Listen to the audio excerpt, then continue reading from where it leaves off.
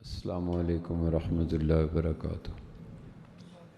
الحمدللہ وحدہ والصلاۃ والسلام علی من لا نبی بعدہ۔ معزز سامعین، اللہ نے دنیا کو اس طرح بنایا ہے کہ اس میں جوڑ توڑ، شکست و ریخت، ٹوٹ پھوٹ کا سلسلہ ہر وقت جاری رہتا ہے۔ کائنات کی کوئی مخلوق ایسی نہیں ہے جس میں یہ دو چیزیں نہ ہوں۔ ٹوٹ پھوٹ ہوتی رہتی ہے، جوڑ توڑ ہوتی رہتی ہے، اونچ نیچ ہوتی ہے۔ ہمارے ہاں ہر روز یہ چیزیں دیکھتے ہیں، دیوار گر گئی، کاغذ پھٹ گیا، کپڑا پھٹ گیا، برتن ٹوٹ گیا، درخت گر گیا۔ یہ ٹوٹ پھوٹ، جوڑ توڑ، شکست و ریخت، یہ اس کائنات کی ہر مخلوق کا خاصہ ہے۔ کوئی چیز ایسی نہیں ہے جو بنے اور ٹوٹے نہ، کھڑی اور گرے نہ، اگے اور کٹے نہ، تعمیر ہو اور اس کے مقدر میں زوال نہ ہو۔ یہ رہتا ہے انسان بھی۔ اب جب چیزیں ٹوٹتی ہیں تو ان کے جوڑنے کے کیمیکل ہوتے ہیں، انسان بناتے ہیں، برتنوں کے کیمیکل ہیں، لکڑی کے کیمیکل ہیں، کاغذ کے کیمیکل ہیں، کپڑے کے کیمیکل، ان کو جوڑتے ہیں۔ کپڑا پھٹ جائے تو ہم سٹچ کر دیتے ہیں، لکڑی ٹوٹ جائے تو ہم کیل سے گاڑ دیتے ہیں، اور برتن ٹوٹ جائے تو ہم ایلفی لگا دیتے ہیں، اور لوہا ٹوٹ جائے تو ہم ویلڈنگ کر دیتے ہیں۔ اچھا، ضروری نہیں ہے کہ جو ایک چیز کو جوڑے دوسری کو بھی جوڑے، عین ممکن ہے دوسری کو اور توڑ دے۔ اگر ہم کپڑے کو ویلڈنگ سے جوڑیں تو نتیجہ صاف ظاہر ہے، اگر ہم لوہے کو دھاگے سے جوڑیں تو نتیجہ صاف ظاہر ہے، اگر ہم کاغذ کو سیمنٹ سے جوڑیں تو نتیجہ صاف۔ حالانکہ سیمنٹ سے دیوار جڑ جاتی ہے، ویلڈنگ سے لوہا جڑ جاتا ہے، دھاگے سے کپڑے جڑ جاتے ہیں، لیکن ضروری نہیں ہے کہ ایک چیز کے جوڑنے کا مثالہ دوسرے کے لیے بھی مؤثر ہو۔ عین چیز ہے، ممکن ہے کہ دوسرے کو اور پھاڑ دے۔ اس لیے ہر چیز کے بنانے کے، جوڑنے کے طریقے ہوتے ہیں۔ ٹوٹ پھوٹ کے جہان میں جس طرح دیواریں، لکڑیاں، پتھر، لوہے، برتن، سونا، چاندی، مکان ٹوٹتے ہیں تو انسان بھی ٹوٹتے ہیں، رشتے ٹوٹتے ہیں، دوستیاں ٹوٹتی ہیں، رویے ٹوٹتے ہیں۔ یہ بھی ٹوٹ پھوٹ سے بے نیاز نہیں رہ سکتا۔ ٹوٹ پھوٹ کا سلسلہ جس طرح کائنات کی ہر مخلوق میں ہے، انسانوں میں بھی ہے، اور اس وقت سب سے زیادہ روز افزوں ترقی جس چیز کے ٹوٹنے میں وہ انسانوں میں ہے۔ ہماری کچہریاں، حوالاتیں، تھانے، مقدمے، جیلیں، جوڈیشری، مصالحاتی کام، یہ اس بات کی گواہی ہیں کہ پھر ہر سال طلاقیں بڑھ رہی ہیں، خلا بڑھ رہے ہیں، دوستوں کی نچاکیاں بڑھ رہی ہیں، توتکار بڑھ رہا ہے، افسانہ ہجر و وصال بڑھ رہا ہے، یہ بڑھتی چلی جا رہی ہیں۔ سب سے زیادہ اس وقت جوڑ توڑ کا یا ٹوٹ پھوٹ کا یا شکست و ریخت کا سلسلہ جس مخلوق میں رہ جائے وہ انسان ہے، اور اس کا نتیجہ کیا ہے کہ تنہائیوں میں جا رہے ہیں۔ کوئی مخلوق اپنی ہم جنس سے الگ ہو کر سکون نہیں پا سکتی۔ آپ تتلیوں کا جوڑا دیکھیں، میں نے اپنے باغیچے میں دیکھا، تتلیاں ایک اڑتی ہے ساتھ دوسری بھی اڑ جاتی ہیں۔ بلبلوں کو دیکھا، ایک بلبل اڑتی ہے دوسری بھی اڑ جاتی ہے۔ کبوتروں کو دیکھا، 50 کبوتر ہیں تو اکٹھے اڑ رہے ہیں۔ فاختوں کو دیکھا، یہ ان کے لاشعور میں بھی ہے کہ فاختہ کو جو سکون فاختہ سے ملتا ہے، تتلی کو جو قرار تتلی سے ملتا ہے، طوطے کو جو خوشی طوطے کے ڈاروں میں ہوتی ہے، دوسری جنس میں نہیں ہوتی۔ حالانکہ سارے پرندے ہیں، فاختہ، طوطا، مینا، کبوتر، یہ سارے پرندے ہیں، لیکن دوسری جنس سے کوئی مخلوق قرار نہیں پاتی۔ کبوتروں کی اڑتی ہوئی ڈاریں کبھی کبھی دیکھتے ہیں، 200 کے کبوتر شہروں میں گھوم رہے ہوتے ہیں۔ کوئی مخلوق، کوئی پرندہ اس گھومنے والی ڈاروں کے بیچ میں اور نہیں ہوگا ماسوائے کبوتر کے۔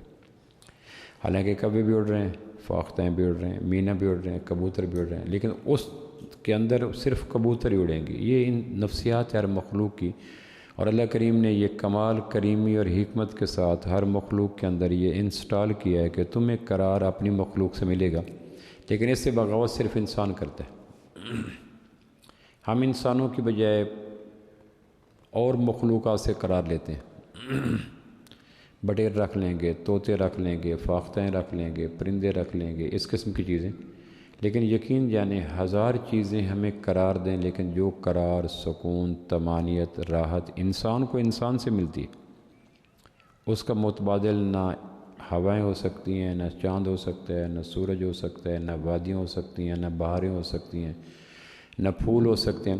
دنیا میں انسان کو قرار دینے کے لیے سب سے زیادہ مؤثر چیز انسان ہے۔ میں نے دیکھا، انگلینڈ میں تھا تو میں نے کہا یہاں مرض کون سے زیادہ ہوتا ہے؟ انہوں نے کہا ایک تو جینٹ پرابلم زیادہ ہوتے ہیں، کیونکہ وہاں کا ایٹماسفیئر ایسا ہے، دھوپ کم نکلتی ہے۔ جوڑوں کا درد اگر شروع ہو جائے تو جوڑوں کے درد کے لیے ایفیکٹو دھوپ ہے، تو وہاں دھوپ کم نکلتی ہے، کلاؤڈی سیزن ہوتا ہے، ہر وقت رینی سیزن ہوتا ہے، بادلوں سے آسمان ڈھکا رہتا ہے۔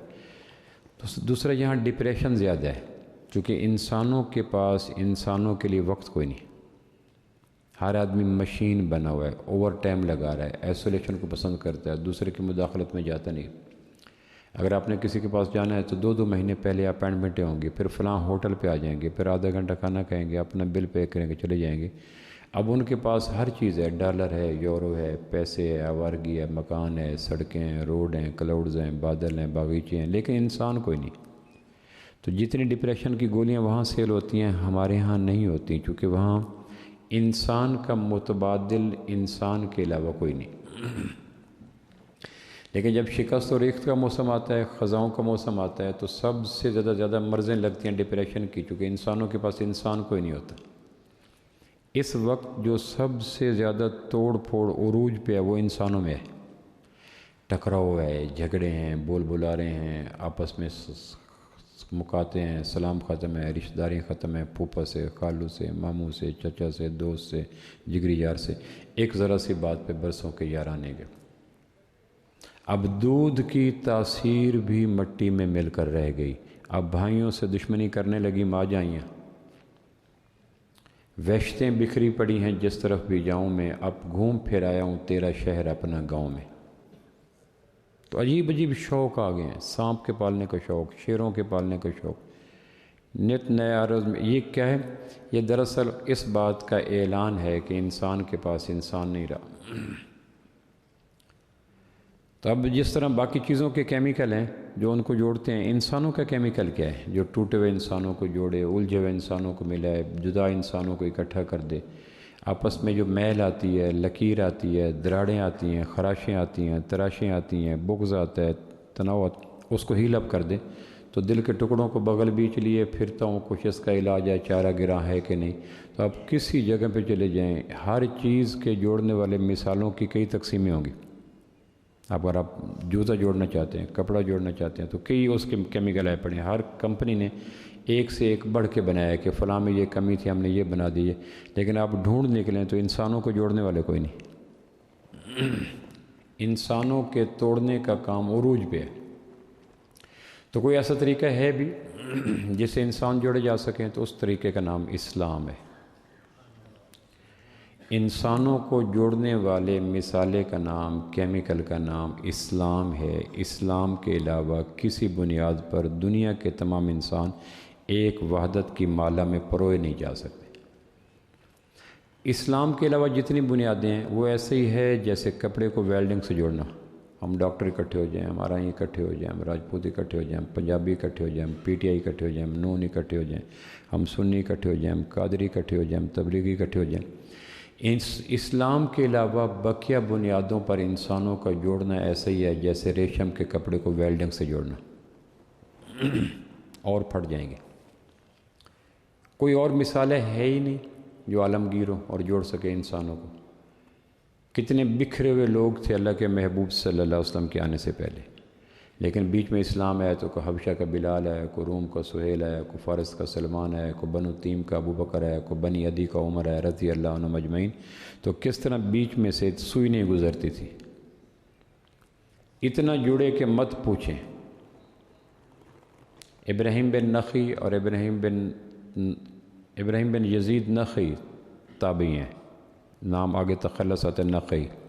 دوسرے کا نام بھی ابراہیم بن یزید، ان کا نام آتا ہے تیمی۔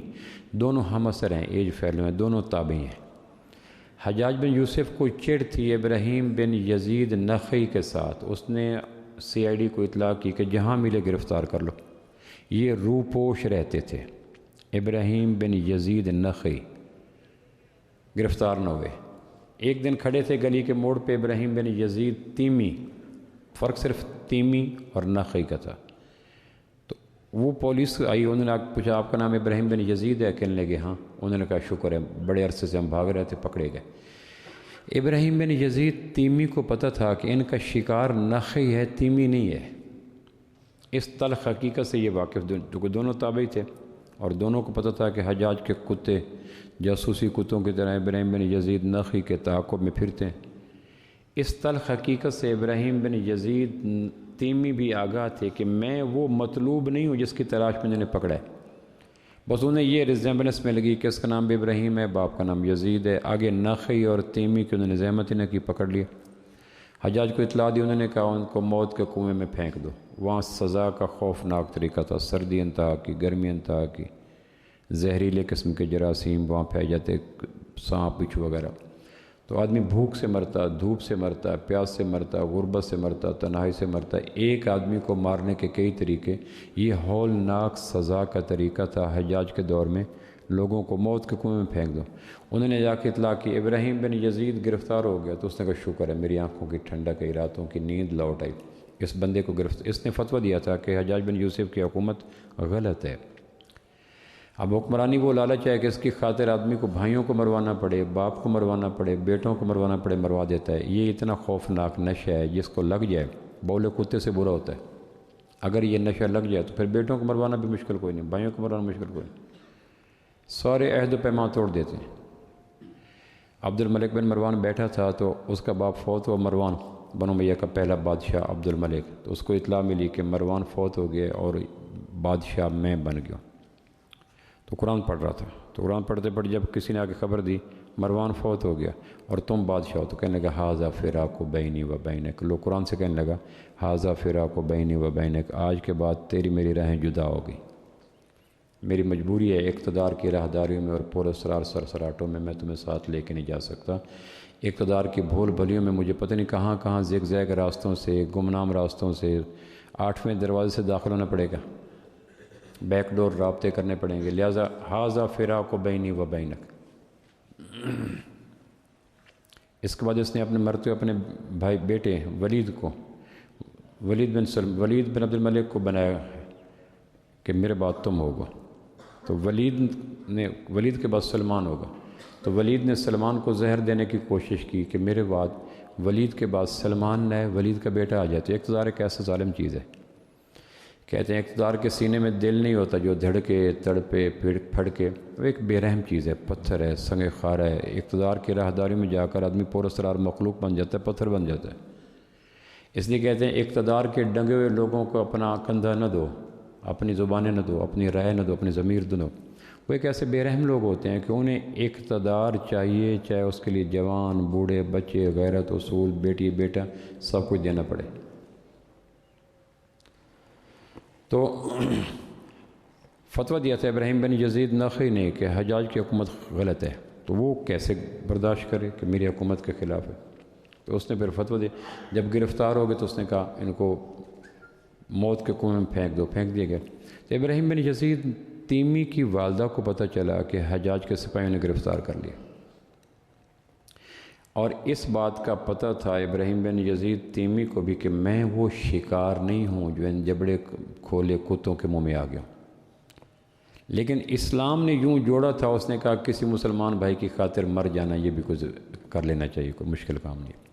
یعنی اسلام نے یوں جوڑ دیا تھا کہ ابراہیم بن یزید نے، اور اسی عالم میں مر گئے۔ پھر ماں کو پتہ چلا کہ غلط فہمی سے ابراہیم میرا گرفتار ہو گیا، تو اس نے پوچھتے پوچھتے گئی، تو اس نے جا کے کہا موت کے کنویں میں ایک نیا قیدی پھینکا گیا، تو ان کا رنگ فیئر تھا، سفید چمکدار تھا، لیکن دھوپ، بھوک اور تھکن کی وجہ سے رنگ میلا پڑ گیا۔ تو وہ اس نے دیکھا کہ نیچے کے اوپر کنویں کے منڈیر پہ ماں کھڑی ہے، تو ماں پہچان نہ سکی چونکہ رنگ خاصا متاثر ہو چکا تھا دھوپ اور تشدد سے، یہ جان گیا کہ ماں کھڑی ہے۔ اب اگر یہ ماں کو بتاتے ہیں کہ میں ہوں تیمی اور پڑا ہوں یہاں اور ناحق گرفتار ہو گیا اور جبڑوں میں کتوں کے آ گئے اور میں وہ نہیں ہوں، اس نے یقیناً حجاج کو کہنا تھا اور رہا ہو جانا تھا۔ لیکن اسلام نے یوں جوڑا کہ ماں کو جاننے کے باوجود کہ ماں کھڑی ہے اور رو رہی ہے اور انہوں نے بتایا نہیں، اس نے کہا نہیں میرا تیمی یہاں نہیں ہے، اس کا رنگ تو انتہائی چمکدار تھا، چاند طلوع ہوتا تھا اس کے رخساروں سے، وہ یہاں نہیں ہے۔ اور پھر اسی عالم مسافرت میں، عالم قید میں ابراہیم بن یزید تیمی فوت ہو گئے۔ فوت ہونے سے پہلے ایک اور کنواں میں پھینکا گیا قیدی، اس کو بتایا تھا کہ میں مر جاؤں تو بتا دینا کہ میں نے اپنے بھائی کی جان کی خاطر اپنی جان کو قربان کر دیا۔ جب بیچ میں اسلام آتا ہے تو ایسے منظر ہوتے ہیں، اور اسلام نکل جاتا ہے تو پھر بکھر جاتے ہیں۔ اپنی راہ مسدود کر دے گا یہی بڑھتا ہجوم، یہ نہ سوچا ہر کسی کو راستہ، پھر سگی بہنوں کے حق مار جاتے ہیں۔ بیٹیوں کو حق سے محروم کر دیتے ہیں، جگری یاروں کی یاری کو دو پہ لگا دیتے ہیں چیک کی خاطر، 2 4 10 لاکھ 20 25 کروڑ کی خاطر۔ جب اسلام بیچ میں نکل جاتا ہے تو انسان بکھر جاتے ہیں۔ جس طرح جھاڑو گھر کی صفائی کرتا ہے، لیکن جھاڑو کا اگر وہ دھاگا ٹوٹ جائے جس نے تنکوں کو باندھا ہوا ہے تو گھر میں سب سے زیادہ گندگی جھاڑو کرتا ہے۔ مسلمانوں کو جوڑنے والے کیمیکل کا نام اسلام ہے۔ کم نصیبی سے اسلام کو مسلکوں میں تقسیم کر دیا گیا، یہ اہل حدیث ہے، یہ دیوبندی ہے، یہ حنفی ہے، یہ بریلوی ہے، یہ قادری ہے، یہ سروردی ہے، یہ چشتی ہے، یہ امبلی ہے۔ یہ بہت بڑی کم نصیبی ہے۔ گونجتی آواز تھا، میں دھیمے سروں میں بٹ گیا، جتنا ہی آگے بڑھا اتنا ہی پیچھے ہٹ گیا۔ میں کبھی کبھی سوچتا ہوں کوئی مرد جنوں ایسا ہے نا جو ایک کام کرے تو بڑا فائدہ ہوگا، مسجدوں کے دروازوں پہ لکھے ہوئے مسلکی رنگوں کو کھرچ ڈالے، حنفی دیوبندی، حنفی بریلوی، حنفی وہابی، فلاں فلاں۔ مسجدوں کے دروازے جو محبتوں کا سنگ ملتے ہیں، وہیں سے نفرتیں پوری کائنات کو، پورے علاقوں کو ملتی ہیں۔ لیکن اس کے لیے کوئی دیوانہ مزاج کوئی ضروری ہے۔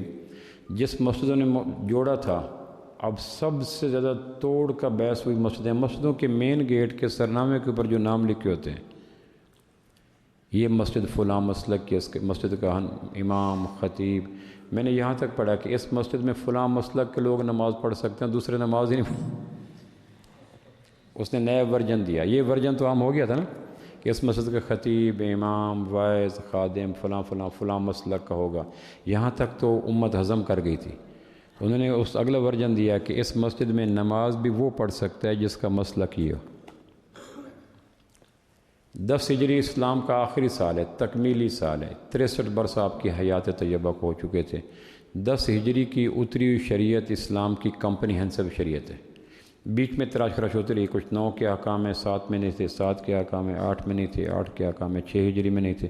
وہ اس میں ترمیم تنسیخ ناسخ منسوخ اوپر نیچے اپس اینڈ ڈاؤن ہوتا رہا۔ لیکن 10 ہجری میں اترے ہوئے احکام اسلام کا تکمیلی سال ہے، کیونکہ 11 ہجری کے آغاز میں اللہ کے محبوب اللہ کے پاس چلے گئے۔ محرم، صفر، ربیع الاول۔ محرم میں سال نو کا آغاز ہوتا ہے، 11 ہجری کا محرم ہے، صفر ہے، اور ربیع الاول میں، تو 10 ہجری آخری سال تھا۔ 10 ہجری میں نجران کے پادری مدینہ منورہ میں حضور صلی اللہ علیہ وسلم سے مناظرہ کرنے آئے تھے۔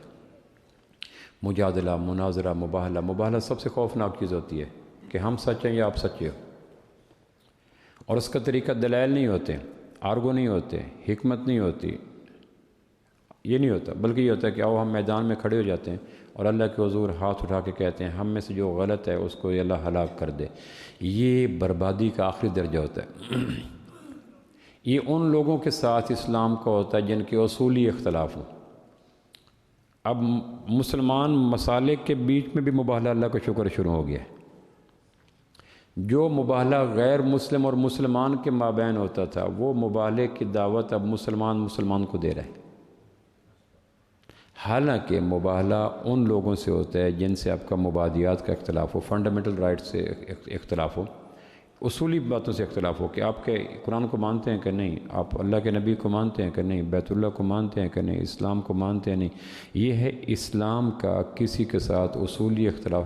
اور مباہلہ کا اختلاف، مباہلہ کا استعمال، یہ وہ ویپن ہے جو اصولی اختلاف والوں کے ساتھ روا رکھا جاتا ہے، فروعی والوں کے ساتھ تو یہ ہوتا ہی نہیں ہے۔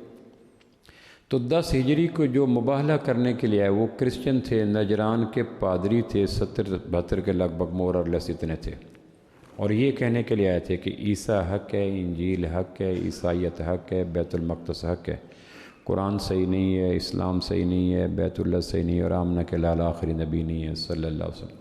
اور اس کے لیے پھر آپ اپنے اہل خانہ کو بلاؤ، ہم اپنے اہل خانہ کو بلاتے ہیں، میدان میں اکٹھے ہوتے ہیں اور مباہلہ کرتے ہیں۔ اب یہ ایکسٹریم درجے کی سرجری تھی، آخری درجے کا آپریشن تھا جو کرنے کے لیے آئے تھے۔ تو آپ فرمایا بھئی اتنے تھک کے آئے ہو، لمبا سفر طے کر کے، نجران کافی دور ہے، تو آرام سے میرے 4 دن مہمان تو رہو، یہ بھی ہو جائے گا۔ آپ جو آئے ہو تو کون سا کوئی آج کی تاریخ آخری تاریخ ہے کہ اگر آج کی تاریخ گزر گئی تو مباہلہ کا وقت ایکسپائر ہو جائے گا۔ پھر آپ نے ان کی خدمت، انس رضی اللہ کہتے ہیں جب بھی کوئی آتے تھے مہمان تو میں خدمت کرتا تھا۔ نجران کے مباہلہ کرنے والے، اصولی اختلاف رکھنے والے پادریوں کی خدمت آپ فرمایا میں خود کروں گا۔ اب یہ رواداری کیا فروعی مسائل والوں کے ساتھ روادار رکھی جا سکتی ہے جن سے ہمارے ہاتھ اوپر نیچے باندھنے کے اختلاف ہے، اونچی نیچی آمین کے اختلاف ہے۔ انگوٹھا چومنے نہ چومنے کے اختلاف ہے، 10 اور 8 اور 20 کے اختلاف ہے، کیا اتنی خوش دلی، رواداری، محبت، عالمگیریت، خوش اخلاقی کیا ہم ان کے ساتھ رکھتے ہیں جن کا قبلہ ایک ہے، قرآن ایک ہے، دین ایک ہے، توجہات کا مرکز ایک ہے، آمنہ کے لال ایک ہے؟ ہم اتنے رواداری سے دور ہو گئے کہ ان کے ساتھ نہیں کر سکتے۔ حضرت انس کہتے پھر وہ کچھ دن رہے تو آپ کھانا کھلاتے تھے، رات دیر تک باتیں کرتے تھے، حال احوال کوئی۔ پھر انہوں نے کہا جی آپ کریں۔ جب یہ مسجد نبوی میں ان کے لیے خیمے لگائے گئے، ان کے خیمے اور کیمپنگ اور ٹینٹنگ اور رہائشی اور ریزیڈینشل پروگرام مسجد نبوی تھا۔ یہاں آپ کیا مسلکی اختلاف والوں کو دوسری مسجد میں گوارا کرتے ہیں؟ تکبیر نہ پڑھنے دیں۔ اگر کوئی دوسری مسلک کا آدمی دوسرے مسلک کی مسجد میں تکبیر پڑھ دے تو تکبیر دہرانا واجب ہوتی، شکر اس پہ تکبیر نہیں پڑھ دیتے۔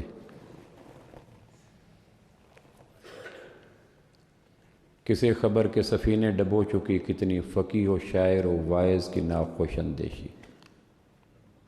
اقبال کہتا ہے پتہ نہیں کتنے محبت کے سفینے ڈبو گئے، فقیہ شاعر واعظ کی ناخوش اندیشی۔ یہ ناداں گر گئے سجدے میں جب وقت قیام آیا۔ میں کبھی سوچتا ہوں کہ ہمارے فرقہ پرست خطیبوں کو 1 مہینے کے لیے ایک پاک فوج کی چھاونیوں میں چھوڑ دیا جائے، اسلحہ کہاں استعمال ہوگا؟ آپ سوچ سکتے ہیں 1 مہینے کے لیے ان غلیظ ترین لوگوں کو پاک فوج کی فیملیوں کے رینجرز کے درمیان میں چھوڑ دیا جائے، سارا اسلحہ جو اسرائیل کے لیے، بھارت کے لیے، ان کی برکت سے وہ مسلمان پہ استعمال کرے گا۔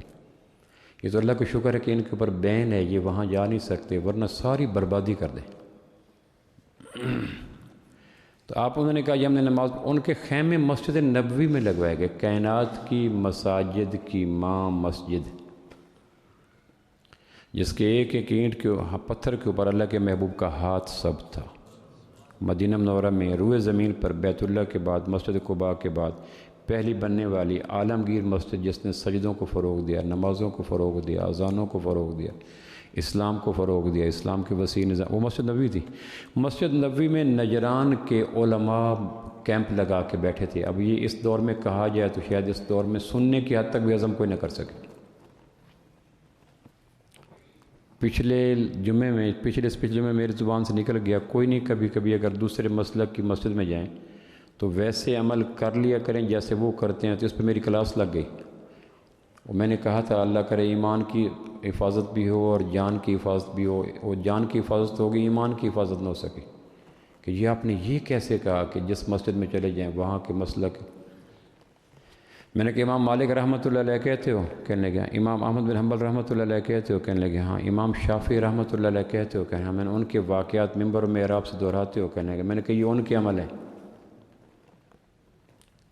ان میں سے کوئی ہاتھ یہاں باندھتا ہے، کوئی یہاں باندھتا ہے، کوئی اونچا باندھتا ہے، ان میں سے باندھتا ہے۔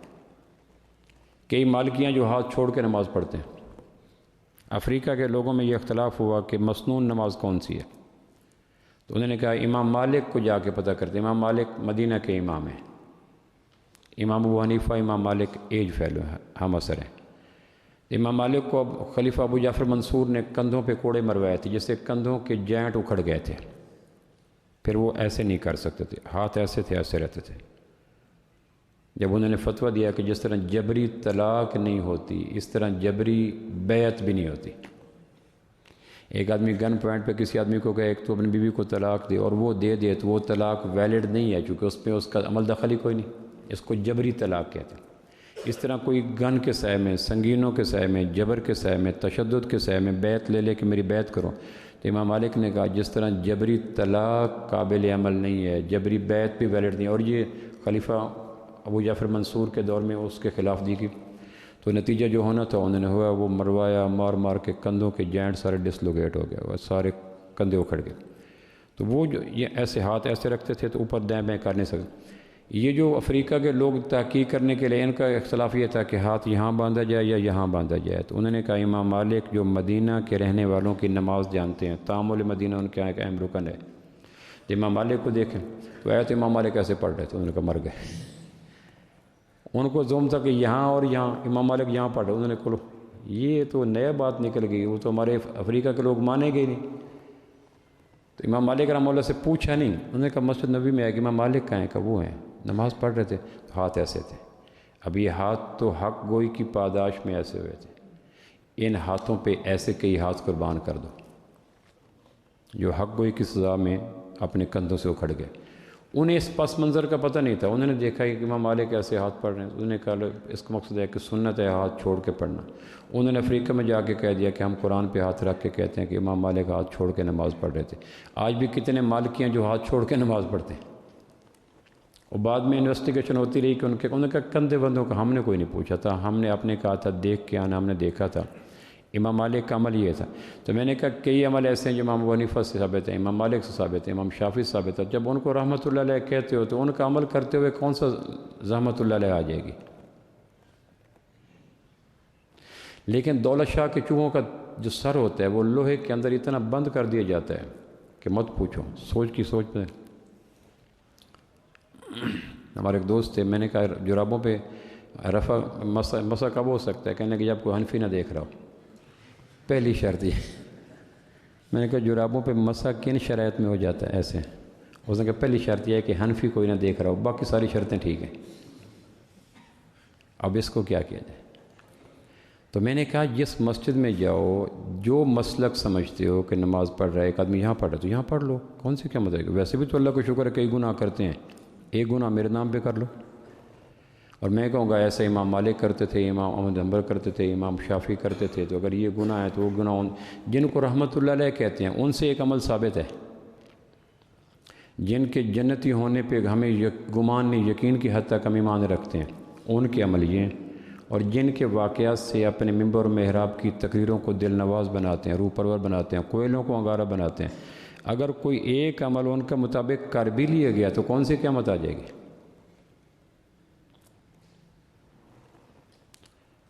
تو ابراہیم بن یزید تیمی رحمہ اللہ کو پتہ چل گیا کہ ماں دیکھ رہی ہے اور ماں پہچان نہیں سکی، اور ماں نے کمنٹ پاس کر دیا کہ تیمی یہاں نہیں ہے، فیئر کلر ڈم ہو چکا تھا۔ اب یہ ہاتھ کھڑا کر کے کہہ سکتے تھے کہ ماں میں ہی ہوں، آپ اب حجاج کو کہو کہ میں وہ مطلوب نہیں ہوں، لیکن اگر یہ کہتے تو پھر وہ جاسوسی کتے ابراہیم بن یزید نخعی کے پیچھے پڑ جاتے۔ اور ابراہیم بن یزید نخعی کا قد و قامت تابعین میں ابراہیم بن یزید تیمی سے بڑا ہے، یعنی جیسے تابعین میں کیٹیگرائزیشن ہوتی ہے نا، جیسے صحابہ میں ہے کہ یہ صحابی، یہ صحابی، یہ صحابی، یہ صحابی، اس طرح تابعین میں کیٹیگرائزیشن ہے۔ ابن سیرین بھی تابعی ہیں جن کو انس بن مالک رضی اللہ عنہ نے کہا تھا میرا جنازہ ابن سیرین پڑھائیں۔ اب کتنا بڑا نام ہے، کتنا بڑا کام ہو گیا کہ صحابی رسول انس بن مالک وہ وصیت آخری یہ کی کہ میری وصیت یہ ہے کہ میرا جنازہ ابن سیرین تابعی پڑھائیں۔ کتنا بڑا نام ہو گیا۔ اور یہ ابن سیرین کہا کرتے تھے کہ حسن بصری اگر عہد صحابہ میں ہوتے تو ان سے بڑا صحابی کوئی نہ ہوتا۔ یہ تقسیم ہوگی، حسن بصری بھی تابعی ہیں۔ ابراہیم بن یزید نخعی بڑے درجے کے تابعی ہیں، ابراہیم بن یزید تیمی ان کے مقابلے میں چھوٹے درجے کے۔ انہوں نے کہا میری موت سے اگر بڑا تابعی بچ جائے، یہ ہے اسلام کے مثالے کی برکات۔ پھر یہ مثالہ نکل گیا۔ کہا ایک مہمان آیا ہے، کوئی کھانا کھلائے گا؟ ایک صحابی نے کہا جی میں کھلاؤں گا۔ گھر میں بھی سے کہنے لگے اللہ کے محبوب نے مہمان بھیجا ہے۔ انہوں نے کہا گھر میں کھانے کو تو ہے کچھ نہیں، اتنا ہے کہ یا بچے کھائیں گے یا مہمان کھائے گا۔ انہوں نے کہا بچوں کو بیلا پھسلا کے سلا دو۔ جب اسلام کا کیمیکل بیچ میں ہوتا ہے تو لوگ یوں جڑتے، ان نون آدمی تھا، کوئی بلڈ ریلیشن نہیں تھا، کوئی خونی رشتہ نہیں تھا، یوں جڑے ہوئے تھے۔ تو اس دور کے مہمان میزبان کے بغیر کھاتے نہیں تھے، اور مسنون بھی یہ ہے کہ میزبان ساتھ کھائے، مسنون یہ۔ انہوں نے کہا وہ کہے گا تم کھاؤ، اگر تم کھاؤ گے تو بھوکا رہ جائے گا۔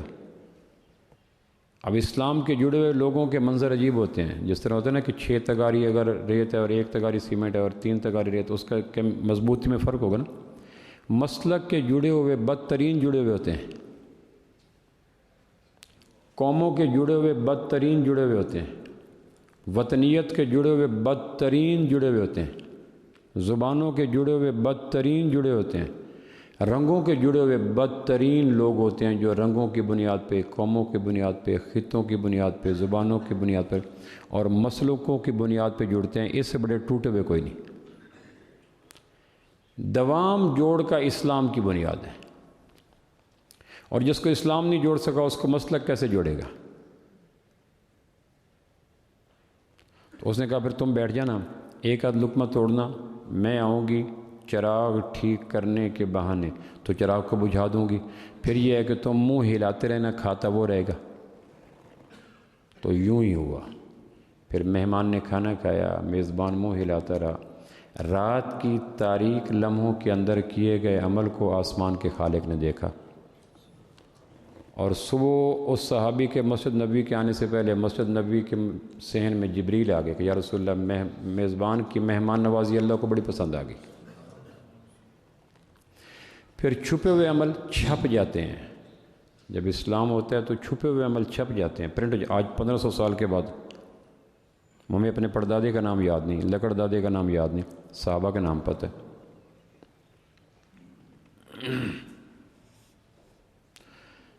وہ صحابی اسیرم رضی اللہ عنہ صحابی ہیں جنہوں نے کوئی نماز نہیں پڑھی، کوئی روزہ نہیں رکھا، کوئی حج نہیں کیا، کوئی تلاوت نہیں کی، کوئی نفل نہیں پڑھے، فرض نماز نہیں پڑھی۔ احد کی جنگ میں زور کی نماز سے پہلے شریک ہوئے، زور نماز سے پہلے مسلمان ہوئے، شریک ہوئے، اور زور کے اذانوں سے پہلے شہید ہو گئے۔ نام عمل میں ما سوائے کلمہ، اللہ کے محبوب کا دیدار اور شہادت کے علاوہ کوئی عمل نہیں۔ قیامت تک آنے والے حسن بصری ان کے برابر نہیں ہو سکتے۔ صحابی ہے، اللہ کے محبوب کے روئے اقدس چہرہ مبارک کا حالت ایمان میں دیدار اس کو کھربوں حجیں پورا نہیں کر سکتی۔ عرب جہاد، تلاوت، نمازیں، ذکر اس ایک نیکی کے پاسنگ میں بھی نہیں آ سکتے جو ایمان کے عالم میں آمنہ کے لال کے چہرے کا دیدار نصیب ہو گیا۔ اب ان صحابہ کو تاریخ کے کمزور، غلیظ اور متعفن ترین ترازو میں تول کر کہنا یہ ایسا ہے، یہ ایسا ہے، تو یہ اپنے حرامی ہونے کی دلیل ہے، اور کیا ہے؟ صحابہ بھلا تاریخ کے ترازو میں تولے جانے کے قابل ہیں؟ جن کو اللہ کے محبوب کے دیدار نصیب ہو اس کو تاریخ کے ترازو میں تولو، یہ تو پیمانے غلط ہے۔ ایسا ہی جیسے سونے کو لکڑہارے کے ترازو میں تولنا، لکڑہارے کا ترازہ ٹنوں کے لیے ہوتا ہے، ماشوں کے لیے تو نہیں ہوتا۔ صحابہ حساس ہیں، پاکیزہ ہیں، اجلے ہوئے ہیں، نکھرے ہوئے ہیں، نتھرے ہوئے ہیں۔ صحابہ کا وکیل صفائی تو اللہ ہے۔ غزوہ مرسی سے واپسی پر عبداللہ بن ابی نے کہا ہم مدینہ جا کر ذلیلوں کو نکال دیں گے، اشارہ تھا مسلمانوں اور اللہ کے محبوب کی طرف۔ زید بن ارقم چھوٹے سے صحابی تھے، یتیم تھے، اس جنگ میں واپس آ رہے تھے، چچا کے ساتھ کہ چچا عبداللہ بن ابی یہ کہہ رہا تھا۔ چچا نے جا کے اللہ کے نبی کو بتا دیا، اللہ کے نبی نے بلا لیا عبداللہ بن ابی کو، اس نے اللہ کی قسم اٹھا دی۔ تھا قبیلہ خزرج کا سردار اور بڑی عمر کا تھا، دعویٰ کرنے والا، الزام لگانے والا ننھا منس بچہ تھا۔ تو آپ نے صحابی کو بلا کے کہا تیرے کانوں نے غلط تو نہیں سنا؟ کہ اللہ کے نبی میرے پاس تو گواہ بھی کوئی نہیں، راستے میں یہ وسپرنگ کر رہے تھے، میں قریب سے گزرا، میں نے سن لیا، نہ میرے کانوں نے غلطی کی نہ مجھے کوئی ذاتی دشمنی ہے۔ عبداللہ بن ابی سے اس نے کہا تھا، تو آپ نے کان مروڑ کے کہا کان غلط سن رہے ہوں گے۔ اتنے میں وہی آ گئی، میرے نبی زید ٹھیک کہتے ہیں۔ ہم الذین یقولون لئن رجعنا الی المدینہ لیخرجن الاعز منها، سورہ منافقون میں آگے یہ کہتے ہیں کہ ہم مدینہ جا کر عزت والے ذلیلوں کو نکال دیں گے۔ تو آپ نے کان پکڑ کے کہا یہ کان سچا ہے جس کا وکیل صفائی آسمان کا خالق ہے۔ تو صحابہ کی وکالت دینے والا قرآن ہے، اللہ ہے، اس کو تاریخ کے ترازو میں تولنا اپنے حرامی ہونے کی دلیل نہیں تو اور کیا؟ تاریخ کتاب میں تاریخ یہ کہتا ہے، تاریخ یہ کہتا ہے، تاریخ تو تاریخ تو ایک انسان کے ذاتی جذبات کا نام ہے۔ ایک واقعہ کو دیکھا، میری اگر ہمدردیاں پی ٹی آئی کے ساتھ ہیں تو میں نے پی ٹی آئی کی بات کرنی ہے، میری اگر ہمدردیاں نون کے، اللہ کو معاف کریے میں ویسے بات کر رہا ہوں، اللہ مجھے بجائے کہ میں اتنا غلیظ ترین نہ ہو جاؤں کہ ان سیاسی لوگوں کے ساتھ اپنے آپ کو وابستہ کروں، یہ بڑا غلیظ ترین کام ہے۔ میں ویسے مثال دے رہا ہوں، کبھی ان کے ساتھ نہ کرو۔ یہ وہ گرے پڑے لوگ ہیں کہ ان کے کندھوں پہ بڑا آدمی ہاتھ رکھ دے وہ بھی ذلیل ہو جاتا ہے۔ انہیں تو اپنی بیٹیوں کو، عزتوں کو، ابرو کو، وقار کو، مقام کو، غیرت کو، ایمان کو بیچنا پڑے اقتدار کی راہداریوں کی خاطر، تو یہ تو گرے پڑے حشرات الارض مخلوق بیچ دیتے ہیں۔ ان کی خاطر مسلمان کو اپنے آپ کو داؤ پہ نہیں لگانا چاہیے، کبھی ان کی کمپین نہ کیا کرے، میری یہ گزارش ہے آپ سے۔ بہت گر جائیں گے، خوردبین سے نظر نہیں آئیں گے، لیکن تاریخ کیا ہے کہ جس سے جذباتی وابستگی ہو اس کی منفی کو بھی مثبت کر دینا۔ تو صحابہ تو قرآن کے آئینے میں دیکھنے کے لوگ ہیں، تاریخ کے اعتراضوں میں دیکھنے کے، خیر یہ بات اصل میں جذباتی دنیا میں نکل گیا۔ تو جب ایمان تو پھر صبح وہی آ گئی، کہنے لگے نبی رات آپ کے ساتھی کی میزبانی اللہ کو بڑی پسند آ گئی. جس میں صحابی ہے, آپ نے کہا رات کیا کھلایا تھا؟ کہ یا رسول اللہ جو گھر میں پکا. کہنے لگے اللہ کو بڑی پسند ہے. جبریل آ گیا صدیوں کا پینڈا طے کر کے کہ اللہ کہہ رہے ہیں کہ بڑا پسند, کمال کیا. یہ تھا اسلام کے دور کے مثالے کے جڑے ہوئے لوگ. مائیگریشن ہوئی تو مائیگریشن والے جانتے ہی نہیں تھے مدینہ سے کون آ رہے ہیں, مکہ سے کون آ رہے ہیں. مکہ کے مہاجر مائیگریٹی مدینہ والوں کے لیے ان نون تھے. آپ نے فرمایا اسلام بچانے کے لیے مکہ سے مدینہ چلے جاؤ. تو انہوں نے اپنے کندھوں کی چادر لی, تن کا لباس لیا, ہر چیز چھوڑی اور مکہ سے مدینہ 500 کلومیٹر کا سفر طے کر پائے. وہاں جا کے پھر آپ نے ایک نظام بنایا, اس کو مواخات کہتے ہیں. اسلام کی بنا پہ بننے والے بھائی کو عربی میں اخی کہتے ہیں, اخوان. اخی عربی میں بھائی کو کہتے ہیں. اس کی دو جمع اخوان, اخوہ. اخی کی دو جمع اخوتن, اخوان. اگر تو بھائی ہو نظریاتی تو جمع اخوان ہے, اور اگر بھائی ہو نسبی خونی تو جمع اخوتن ہے. انما المؤمنون اخوتن. حالانکہ مومن نظری بھائی ہوتے ہیں, نسبی بھائی نہیں ہوتے, خونی بھائی نہیں ہوتے, اعتقادی بھائی ہوتے ہیں. تو قرآن نے کہا کہ مومن اسلام کی وجہ سے سگے بھائیوں سے زیادہ بھائی بن جاتے ہیں. انما المؤمنون اخوان نہیں کہا, انما المؤمنون اخوتن. مومن تو سگے بھائیوں سے بھی زیادہ پختہ ہوتے ہیں. تو مدینہ میں جا کے اپنے ایک مہاجر کو پکڑا, ایک انصاری کو پکڑا, بس کو گھر لے جاؤ. یہ مواخات کا نظام تھا. اس انسانیت کی تاریخ میں آبرو مندانہ رزق روزی کی تقسیم کے لیے جو خوبصورت نظام آمنہ کے لال نے مواخات کے نظام سے دیا, آج بھی اگر اس کو روب عمل لایا جائے تو کتنے گداگر, کتنے فقیر, کتنے قسم مرنے والے لوگ بچ جائیں. ایک آدمی کو بھائی بنا لو. وہ بھی تو بھائی ہے جو ماں نے بھائی کا, وہ بھی تو بھائی ہے جو بھائی نے باپ نے بھائی کا, اور وہ بھی تو بھائی ہے جس کو اللہ رسول نے بھائی کا. تو بنیاد تو مضبوط اللہ رسول کی ہے. عبد الرحمن ابن عوف رضی اللہ مہاجر تھے. آپ نے ایک صحابی کو بنا دیا, بھائی سعد بن ربی رضی اللہ عنہ کو بھائی بنا دیا کہ یہ تمہارا بھائی ہے عبد الرحمن, یہ مکہ سے ہجرت کر کے اس کو. اب بیچ میں مثالہ جو آ گیا, نہ زبان کا تھا, نہ مسلک کا تھا, نہ وطن کا تھا, نہ خطے کا تھا, نہ رنگ کا تھا, نہ خون کا تھا. مثالہ خوش قسمتی سے بیچ میں اسلام کا آ گیا. تو ایسے پختہ ہوئے کہ وہ صحابی ساتھ لے گیا بھائی کو, عبد الرحمن کو. اس نے اپنے نخلستان کی سرزمین ہے مدینہ, باغی باغ ہیں, عجوبہ مبروم کے باغات ہیں, باغات میں لے گیا. کہنے اس نے کہا وہ دو خواتین دیکھی ہیں. اس نے کہا اکیلے آئے ہو یا بیوی سمیت آئے ہو؟ کہنے کہ نہیں, وہ تو رات کی تاریکیوں میں چھپ چھپا کے ہم مکہ سے مدینہ پہنچے, تو اتنا سفر صنف نازک کیسے کرتی, ہم چھپ کے آگے نہیں لا سکا. اس نے کہا وہ دو خواتین جو کھجوروں کے نیچے سے کھجوریں اکٹھی کر رہی ہیں وہ دیکھی ہیں؟ آنکھوں میں تو حیا تھا, کیسے دیکھتے؟ کہنے کہ نہیں, ہمیں اللہ کے رسول نے منع کیا ہے. کہنے کہ تم میرے بھائی ہو, ان میں سے جو پسند ہے یہ دونوں میری بیویاں میں طلاق دیتا ہوں, ایک کو بیوی تم بنا لو. یہ ہے اسلام کے مثالے کے جڑے ہوئے لوگوں کے ایثار و کے مناظر. ان میں سے ایک کو میں ڈائیورس کرتا ہوں, تم بھائی بنا لو. اس نے کہا اللہ آپ کو نصیب کرنے کے نہیں, بیوی شوہر کی ضرورت ہے, شوہر بیوی کی ضرورت ہے, مکہ سے بھابھی آ نہیں سکے گی تم. تو اس درجے کے, اور یہ قبیلہ, یہ قبائلی لوگ تھے. قبائلی لوگوں میں غیرت ضرورت سے زیادہ بڑی ہوتی ہے. قبائلی علاقوں میں قتل عام ہوتے ہیں, ہمارے پنجاب میں قتل کم ہوتے ہیں. قبائلی جہاں علاقے ہیں وہاں قتل, قبائلیوں میں غیرت ضرورت سے زیادہ ہوتی. عرب جو بچیوں داماد کو پسند نہیں کرتے تھے, بچیوں کو قبیلے کچھ تھے جو زندہ درگور کرتے تھے. یہ زندہ قبروں میں کیوں ڈالتے تھے؟ وہ کہتے کہ قبر اچھا داماد ہے گوشت پوشت کے داماد کی نسبت. داماد کے کردار کو پسند نہیں کرتے تھے. کسی داماد نے ناراض ہو کے ساس کو کہا تجھے الٹا پڑھیں پھر بھی ساس ہی بنتی ہے. اس نے کہا تجھے الٹا پڑھیں پھر بھی داماد ہی بنتا ہے. داماد کو الٹا پڑھو داماد پھر بھی داماد ہے, ساس کو الٹا پڑھو پھر بھی ساس ہے. یہ دو رشتے الٹے ہیں, الٹے بھی ہو جائیں تو بھی سیدھے رہتے ہیں, سیدھے ہو تو بھی الٹے ہی رہتے ہیں. یہ دو رشتے ایسے. اس نے کہا تو ایسی ہے کہ سین الف سین ساس, سین الف سین ساس. اس نے کہا دال الف میم دال, دال الف میم دال. داماد کو الٹا کر دو پھر بھی داماد ہی رہے گا. تو اس نے کہا یہ قبائلی غیرت کے اندر گندے ہوئے مدینہ کے لوگ تھے. انہوں نے کہا نہیں بھائی بن کے طلاق دے دو. انہوں نے کہا نہیں. یرموک کی جنگ میں سب سے زیادہ پیاس آدمی کو زخمی حالت میں لگتی ہے. جب زخمی بھی وہ جو جنگ کے زخم ہوں. ایک صحابی عیاش بن ربیعہ رضی اللہ صحابیوں کہتے ہیں میں یرموک کی تبوک کی جنگ میں گیا تو میرا بھائی زخمی تھا شدید, تو میں مشک میں پانی بھر کے، تو ایک بڑا برتن جس میں پیالے پیالے میں پانی ڈالتے تھے، مجھے پتہ چلا کہ پیاس زخموں شرابور ہے، بھرا پڑا. تو میں نے پانی ڈالا تو پانی کا وہ چھاگل سے گرنے کی آواز جو پیالے میں آئی، تو ساتھ ایک زخمی اور پڑا تھا ان نون مسلمان، اس کی زبان سے بھی نکل گیا بھئی اس کو پیاس پانی پلا کے پانی مجھے بھی دے دینا. ایک فطری بات تھی. تو اس نے اپنے چچا زاد بھائی کو پانی دیا، اس نے ہلکا سا طاقت لگا کر پش کر کے کہا پہلے اس کو دو. یہ اسلام کے مثالے سے جڑے ہوئے لوگوں کا منظر ہوتا ہے. یہاں بھائی سے 5 مرلے لینے کے لیے سپریم کورٹ چلے جاتے ہیں. سگے بھائی، ایک سینہ، ایک بیری، ایک بستہ، ایک کہانیاں، ایک بازو، ایک چارپائی، زندگی کے ماہ و سال کی کتنی قدریں مشترک ہیں، لیکن آج سپریم کورٹ کھڑے ہیں، وکیل کو پیسے دے رہے ہیں کہ اس کو تو پھانسی لگوا.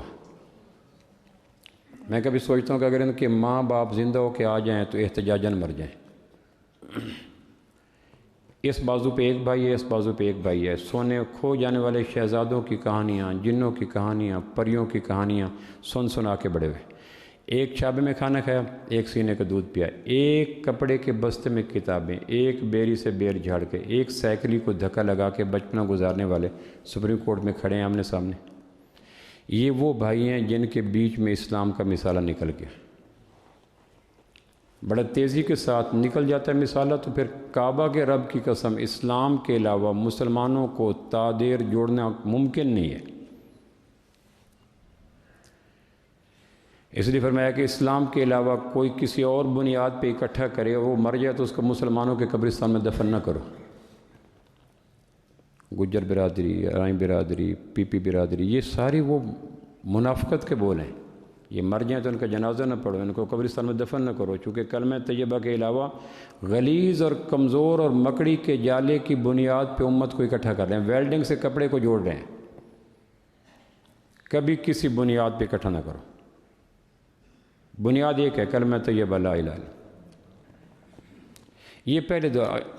اس کے لیے میں اکثر کہا کرتا ہوں کہ اس دور میں جتنا بکھراؤ کی زد میں انسان ہے، پت جھڑ کے موسم میں شاخوں کے پیلے پتے بھی اتنا تیزی سے نہیں بکھر رہے جتنے دور میں اس دور میں مسلمان بکھر رہے ہیں. اس کے لیے 2-3 کام کریں تو شاید وہ خزاں کی رت دور ہو جائے، باہر کا موسم آ جائے. چونکہ اس وقت آئسولیشن ہے، ڈپریشن ہے، ٹینشن ہے، تنہائی ہے، جھگڑے ہیں، فساد ہیں، خلع ہیں، لڑائیاں ہیں. انسان کے لیے ترس رہا ہے. ویسٹ کی گھنگور گھٹائیں ہیں. سب سے پہلے ایک کام کریں اگر آپ کر سکیں، اگر آپ کے لیے ممکن ہو. میرا ایک نام رکھا میرے والدین نے. اسرار کسی صحابی کا نام نہیں ہے، کسی نبی کا نام نہیں ہے، میری نظر میں کسی تابعی کا نام بھی نہیں ہے. اور میرے لاشعور میں ایسے نام ہیں جو صحابہ کے نام بھی ہیں، انبیاء کے نام بھی ہیں، اللہ کے نام بھی ہیں، تابعین کے نام بھی ہیں. لیکن میں اپنے نام سے بہتر نام کے آپشن جانتا ہوں اور اپنے نام کو تبدیل کرنے کا پورا شرعی اختیار رکھتا ہوں اور بہتر کی طرف جاتا ہوں. لیکن میں اپنا نام نہیں بدلتا کہ میرے مرحوم ماں باپ نے میرے لیے نام ایک اچھا تجویز کیا تھا، گو اس سے بہتر نام کے مواقع ہزاروں میرے پاس ہیں، میں نہیں کرتا. اور اگر میں کر لوں تو شرع کے روشن میں بالکل گنہگار نہیں ہوں. اللہ کہتا ہے میں نے تمہارا نام مسلمان رکھا ہے. ایک کام کریں کہ کبھی اپنا تعارف مسلمان کے علاوہ نہ کریں. آپ کون ہیں؟ کہ مسلمان. کہ پھر بھی کہ مسلمان. کہ پھر بھی کہ مسلمان. یہ نام اتنا پس منظر میں چلا گیا کہ مسلمان کہیں تو آپ کا تعارف ہی مشکوک ہو جاتا ہے. ظالم لوگوں نے اپنی دکانداری چلانے کے لیے اللہ کے رکھے ہوئے نام کو اتنا بے مایا، بے وقت، بے توقیر، بے آبرو، موہوم کر دیا کہ اب کوئی کہے مسلمان ہو کہ یہ اچھی بات ہے مسلمان، لیکن پھر بھی ہیں کیا؟ کہ یہ پھر مسلمان دعا کر دیں کہ ماشاءاللہ بڑی اچھی بات ہے، دعا بھی اچھی، لیکن ہیں کیا؟ یہ ہے مذہبی زمین پہ ہوگی جڑی بوٹیوں کا حال. مذہب کی زمین پہ بہنے والی گندی بدروؤں ندی نالوں کا حال، جنہوں نے اللہ کے رکھے ہوئے نام کی بجائے وہابی نام، اہل حدیث نام، حنفی نام، دیوبندی نام، بریلوی نام کو اتنا پروموٹ کیا، پروجیکٹ کیا کہ اب مسلمان نام کہنا ہے تو ختم ہو جاتا ہے. ایک میری گزارش ہے کہ بہار کی رت لوٹ سکتی ہے اگر مسلمان کہلوانا شروع کر دیں. اس کے علاوہ باقی ناموں کو اس طرح کھرچیں کہ جس طرح بیماری کے جانے کے بعد آدمی بیماری کی دوائیوں کو چھوڑ دیتا ہے. اور دوسرا، فروعی مسائل کو فروعی سمجھیں، اصولی نہ بنیں. مسلمان مسالک کے مابین جتنے بھی اختلافات ہیں وہ فروعی ہیں، اصولی نہیں ہیں.